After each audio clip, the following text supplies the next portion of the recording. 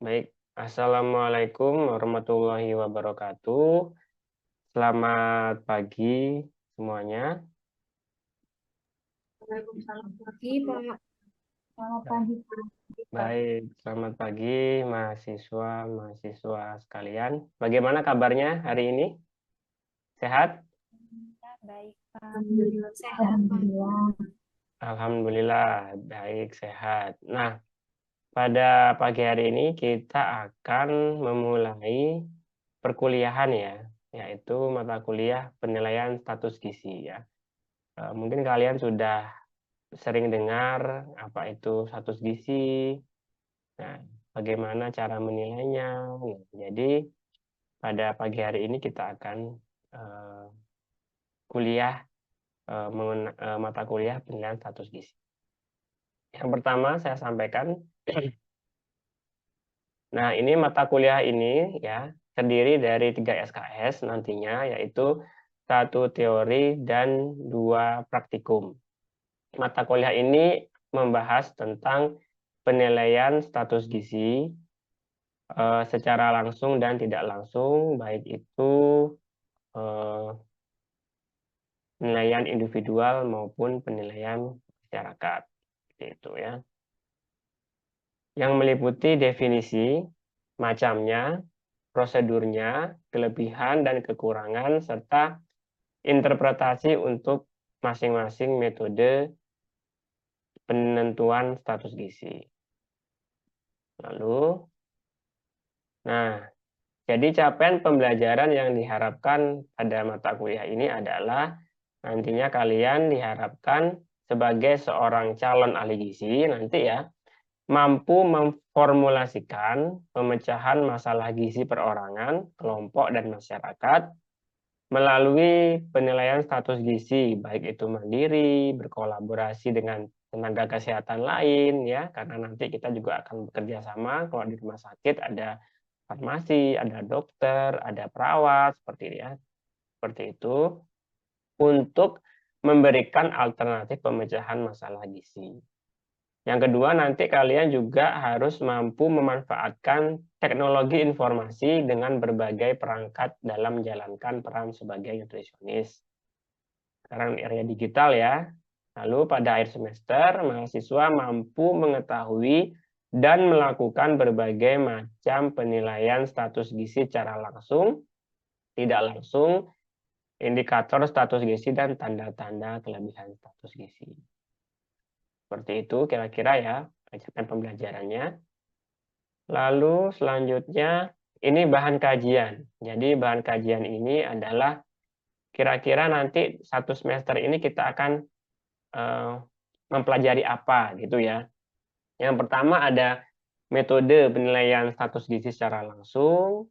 Yang kedua, metode penilaian status gizi tidak langsung. Yang ketiga, indikator status gizi. Dan yang keempat ada tanda-tanda kekurangan dan kelebihan status gizi. Nah, ini metode pembelajarannya. Nanti ada SCL ya, Student Center Learning. Terus juga nanti ada kasus, kita secara kolaboratif membahas kasus, lalu nanti bagaimana memecahkan masalah yang ada di kasus tersebut gitu ya. Nanti misalkan kalau orang yang tidak bisa diukur tinggi badannya gitu ya, karena dia kecelakaan atau karena dia tidak bisa berdiri. Nah, itu bagaimana cara memperkirakan tingginya? Nanti kita akan pelajari di mata kuliah ini.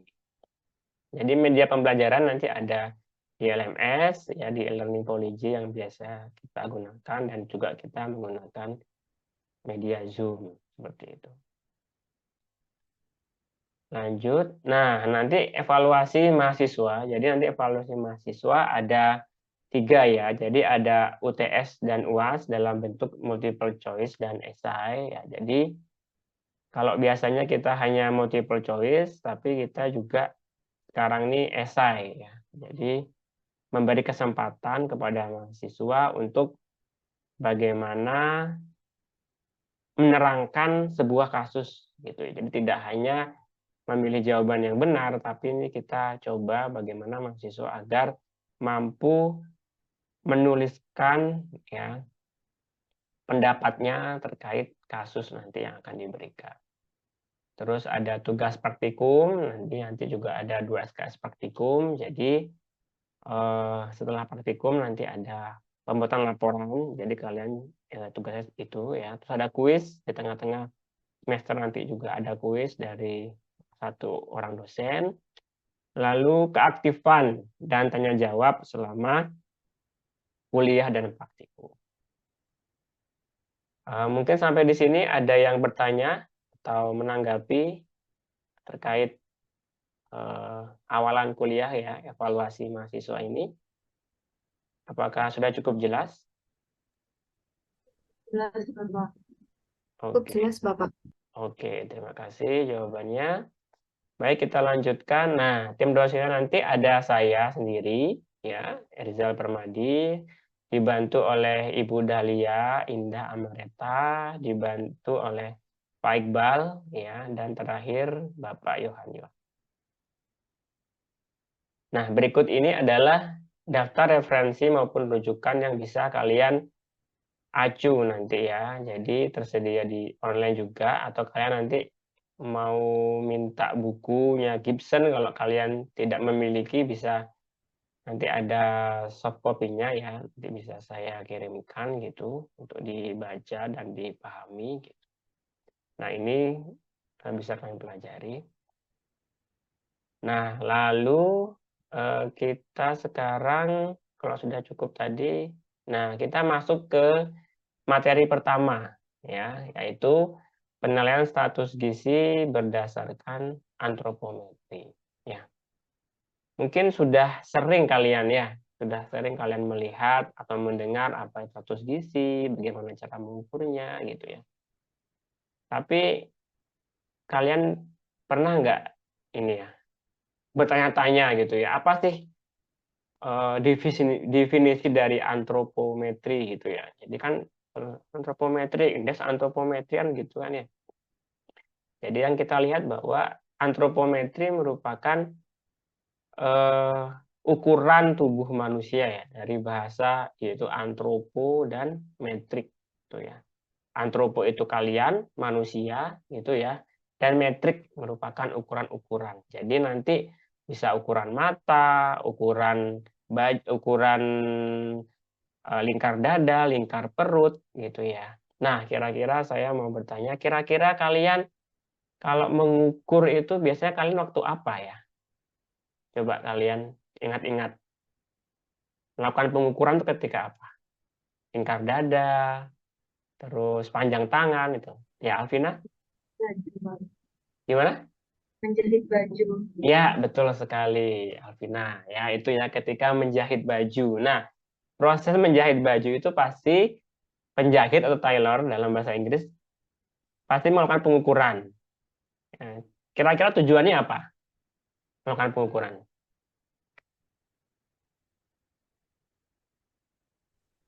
Mengetahui ukuran yang pas.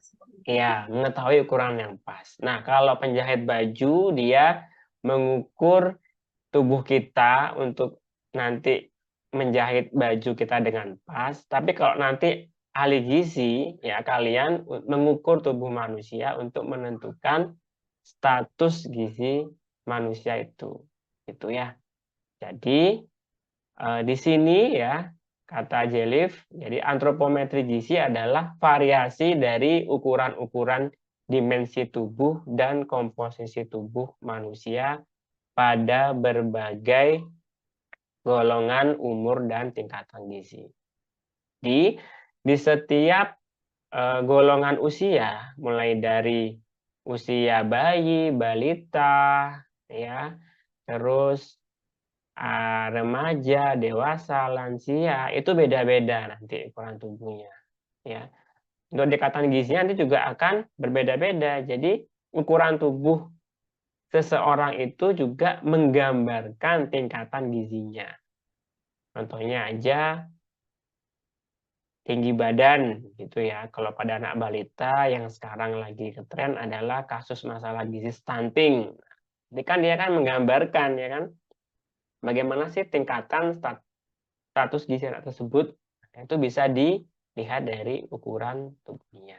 Jadi PSG ini sangat penting ya mata kuliah ini bagi calon ahli gizi. Ya, ini merupakan mata kuliah yang termasuk wajib ya. Jadi ahli gizi wajib harus mampu mengukur status gizi ya klien maupun pasien nanti di rumah sakit. Oke, yaitu menggunakan ukuran tubuh ya sebagai metode untuk menentukan status gizi. Ya. Ini merupakan konsep dasar dari pertumbuhan. Lihat di kanan ini ada gambar ya bagaimana daur kehidupan dari anak balita, anak bayi balita ya, terus usia sekolah dasar, remaja, dewasa sampai lansia ya. Nah, jika kalian cermati di gambar ini itu yang berbeda apanya ya? Coba kalian jawab. Nadia mungkin? Apanya Nadia? Tinggi badannya, Pak. Ya, betul sekali Nadia tinggi badannya. Ada yang mau mencoba lagi? Yang berbeda apanya sih? Tadi betul, tinggi badannya. Apalagi kalau ukuran tubuh. Lutfi mungkin atau Dea Wilda?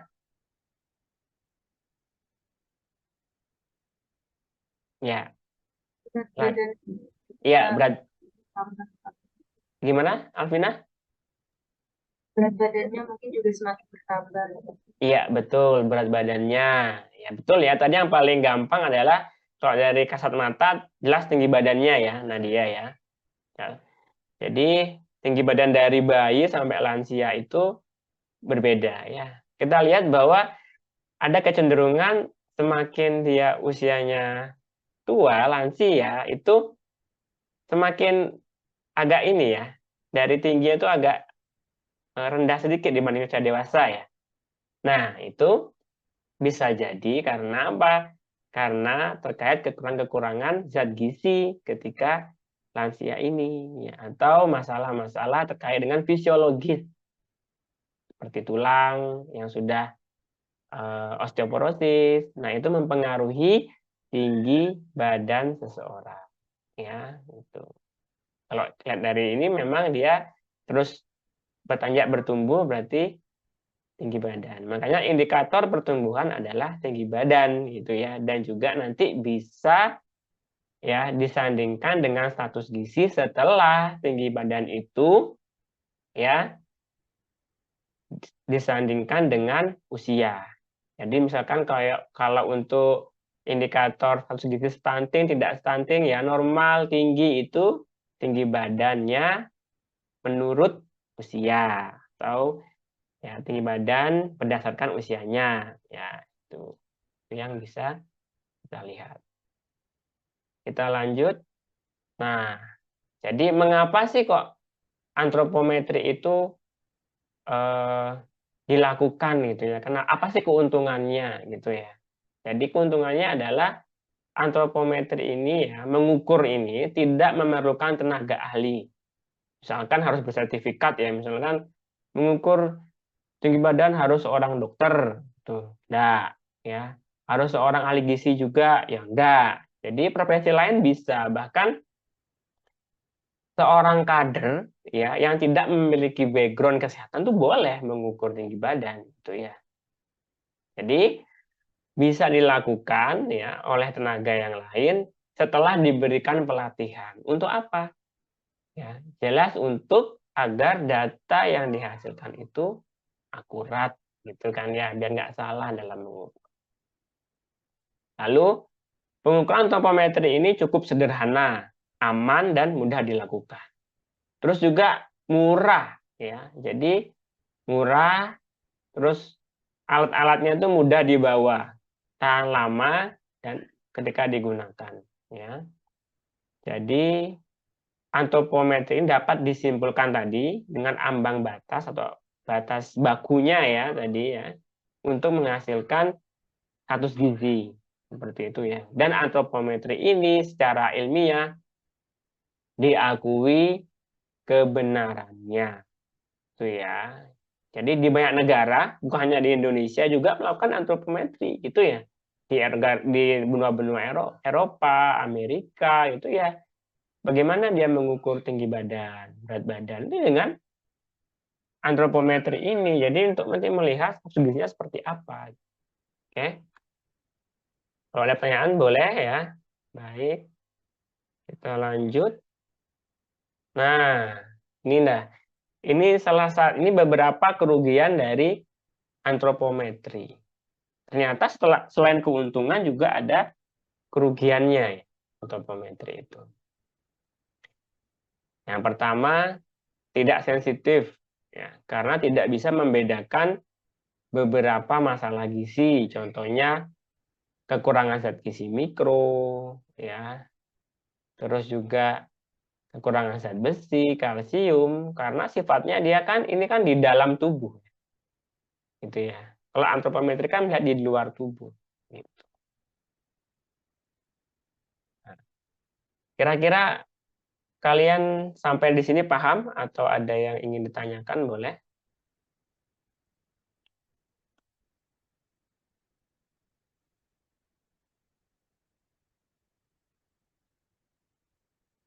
Silakan mau bertanya. Oke. Oke, mungkin belum ya. Kalau gitu saya lanjutkan. Jadi kira-kira nih menurut kalian bisa nggak kita mengukur itu bisa salah? Yang belum bersuara, Dea deh. Dea kira-kira bisa nggak salah Dea? Bisa, Pak. Saat apa kita salah mengukur? Saat melakukan pengukuran tinggi badan itu kan kalau kita tidak memenuhi, kalau kita tidak kayak melakukan langkah-langkah yang benar gitu, Pak. Kan kita bisa salah melakukan pengukuran tersebut, Pak.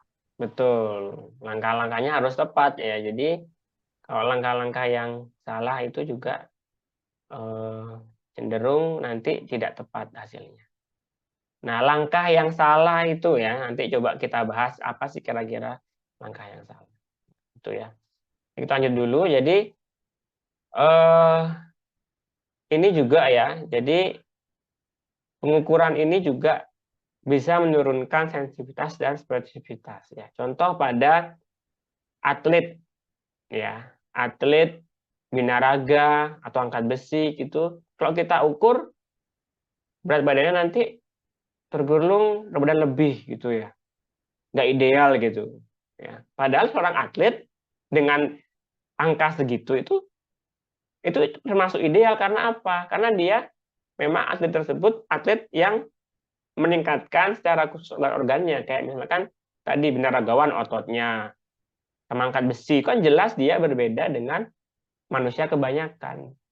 Jadi nggak masalah. Jadi ini bukan salah satu masalah gizi. Nah itu kelemahannya pada antropometri gitu ya.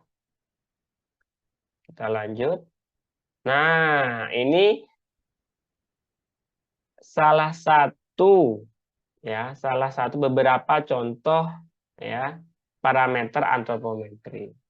Kalau ini mengukur tinggi badan ini ya pada anak yang usia 2 tahun dan lebih ya udah bisa dilakukan secara berdiri gitu. Coba ada yang mau mungkin menjawab langkah-langkahnya gimana sih untuk mengukur tinggi badan pada anak ini gitu. Bebas aja ya. Jadi tidak perlu tepat sekali, nanti kita belajar bareng-bareng di sini. Ada yang mau ini kan? Ya, Alvina coba nih. Ya, Alvina. Izin menjawab untuk pengukuran tinggi badan pada manusia itu mungkin kayak pandangannya harus sejajar. Terus tingginya juga harus berdiri dengan tegak. Oke. Yang tegak. Terus apa lagi? Izin menambahkan, Pak. Ya, Mungkin silakan Nadia. Mungkin jika anaknya menggunakan alas kaki bisa dilepaskan terlebih dahulu. Atau mungkin jika perempuan menggunakan kerudung atau ikat rambut bisa dicopot terlebih dahulu, Pak. Oke, betul sekali dia Alvina Lutfia ya. Jadi itu ya, jadi pandangan ke depan ya. Terus tegak lurus kakinya ya. Tadi yang paling penting adalah ini ya. Ada yang disebut dengan ini harus menempel ya, mulai dari belakang kepala ya, punggung, terus juga pantat, terus juga kaki belakang ini ya, terus juga terakhir tumitnya. Kalau yang ini adalah ketika pengambilan berat badan. Nah, ini kebetulan anaknya tuh ini ya, mudah gitu ya, friendly gitu. Jadi nggak banyak drama gitu. Jadi langsung mau dia untuk ditimbang. Kita lihat. Nah, kita hadap ke depan, nggak lurus. Nah, berarti dengan digital sudah. Lalu dari belakang ya, ingat kita melihat dari belakang ya, melihat berapa sih angkanya. Karena apa? Kalau dari depan nanti bisa salah lihat mata kita. Ya, itu hati-hati juga. Nah, itu dari depan kelihatan. Nah, oke, seperti itu ya. Nah, itu. Nah, ini tinggi badannya ya, benar-benar dia dipaskan dulu ya. Jadi dari mulai tumit, dari mulai kaki, terus pantatnya di belakang, terus juga bahunya, terus rambutnya di belakang, kepala belakang itu dipastikan menempel, ya, hadap ke depan. Nah, yang ini, yang di atas, nah baru diturunkan. Nah, diturunkan. Ingat, posisi membacanya itu dia harus depan-depanan, ya, jangan sampai. Nah, ya ini membaca, ini yang membaca di sini ya, kelihatan ini yang petugas membaca, ini membaca angkanya di sini. Oke, jangan sampai salah baca. Oke, harus sejajar tanya. Oke. Itu ya, kita lihat di sini. Nah, oke. Nah, oke, mungkin cukup. Kita stop share screen ya. Oke, kita lanjut tadi. Nah, tadi. Baik, silakan Lutfi ini ya, Lutfi bertanya. Silakan Lutfi bertanya. Izin bertanya, Bapak. Mm-mm. Untuk tadi pengukuran seperti tinggi badan dan berat badan anak kecil, kan Mm-mm. mungkin ada anak kecil yang rewel atau tidak Mm-mm. mau diam. Itu bagaimana, Pak, solusinya? Nah, oke. Berarti itu ya, bagaimana solusinya kita menghadapi anak-anak yang rewel ya gitu ya. Karena kadang kan takut gitu ya dengan kesehatan atau dengan kita ya. Jadi solusinya adalah menimbang dulu orang tuanya. Oke, ditimbang dulu orang tuanya, nanti baru ditimbang setelah dicatat orang tuanya, hasilnya misalnya berapa. Misalkan hasil penimbangan dari orang tuanya yaitu 90, berapa ya orang tuanya, misalkan 65 kilogram itu ya. Terus anak itu digendong sama orang tuanya, ditimbang lagi. Jadi hasil dari penimbangan orang tua tadi dan anak itu dikurangi dengan yang tanpa anak. Jadi akan hasilkan 70, dikurangi 65. Berarti hasilnya adalah 5 kilogram. Dan bisa seperti itu ya. Itu. Oke, terus kita lanjut. Ada lagi yang bertanya? Boleh?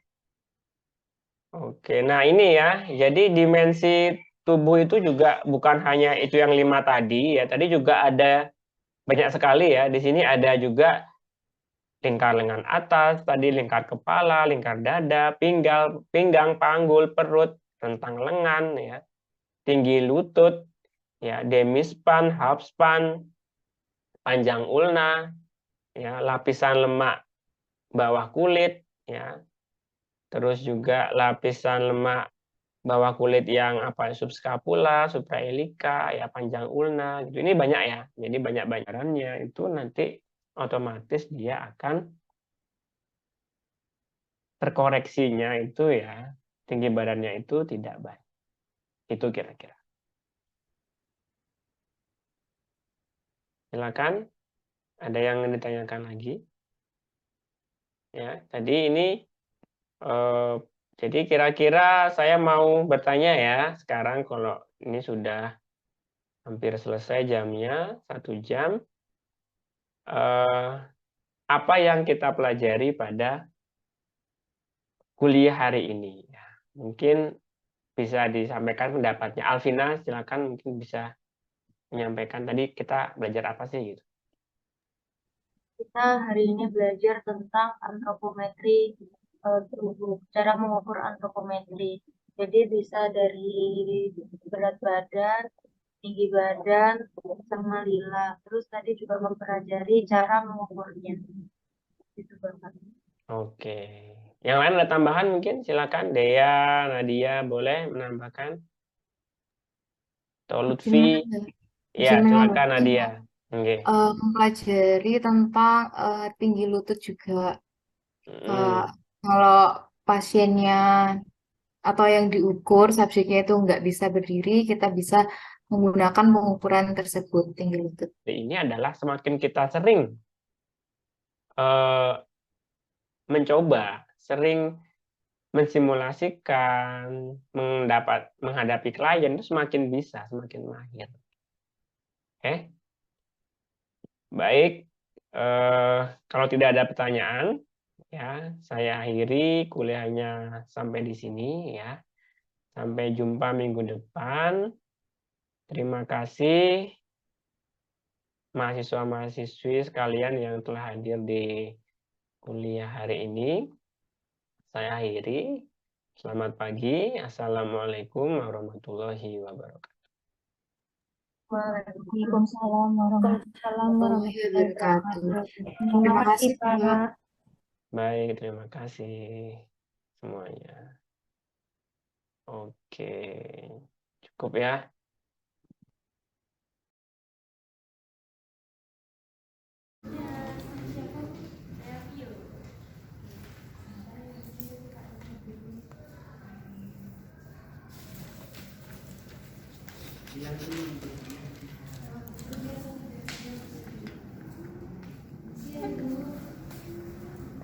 Bisa disisikan dengan media.